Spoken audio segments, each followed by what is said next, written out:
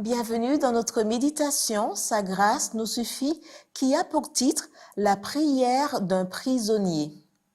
C'est pourquoi je fléchis les genoux devant le Père. Éphésiens 3, verset 14.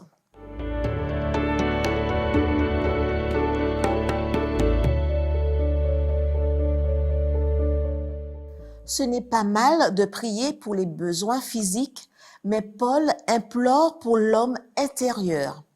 Ce n'est pas mal de prier pour des besoins personnels, mais Paul préfère prier pour l'Église et la mission. La première chose qu'il fait est de fléchir les genoux. Il incline son corps et son âme. Sa prière s'adresse au Père, rien de plus personnel et intime pour se référer à Dieu. Il y a filiation et appartenance et un sentiment de confiance et de dépendance. Au chapitre 3, l'apôtre présente 4 requêtes liées l'une à l'autre. Premièrement, il prie pour la puissance, voir le verset 16. Cela vient de la présence du Saint-Esprit que le Seigneur nous a envoyé comme consolateur après son départ. Deuxièmement, il prie pour la profondeur, voir les versets 17 à 19. Dans ces versets, l'apôtre utilise 3 verbes, habiter, enraciner et fonder.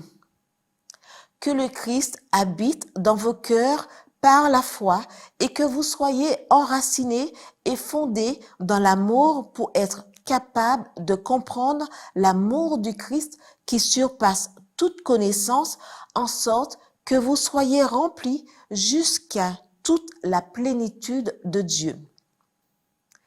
Habiter, c'est s'installer et se sentir chez soi, selon Kenneth Rush. Dieu ne se sentait pas à l'aise dans la maison de Lot. En revanche, il se sentait bien dans la tente d'Abraham ainsi qu'en marchant avec Enoch.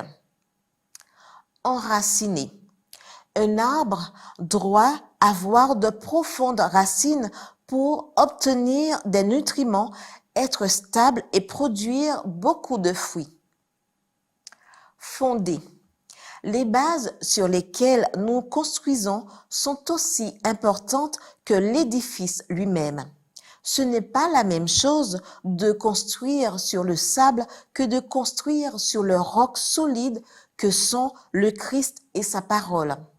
Seule une fondation solide et profonde en Christ peut nous soutenir durant les dures épreuves de la vie.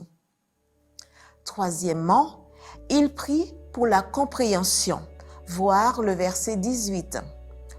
En saisissant l'étendue vaste et illimitée de l'amour de Dieu, Paul veut que nous connaissions personnellement l'amour du Christ qui surpasse toute connaissance. Cet amour a des dimensions, mais elles sont incommensurables. Quatrièmement, il prie pour la plénitude, voir le verset 19. Beaucoup de croyants se comparent aux autres pour faire valoir qu'ils ne sont pas si mauvais. Certains se contentent d'avoir été à 2 doigts de vaincre ou de finir à égalité. Pourquoi?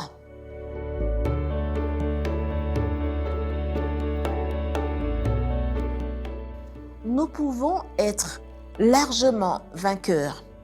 À celui qui peut, par sa puissance qui agit en nous, faire infiniment au-delà de ce que nous pouvons demander et imaginer.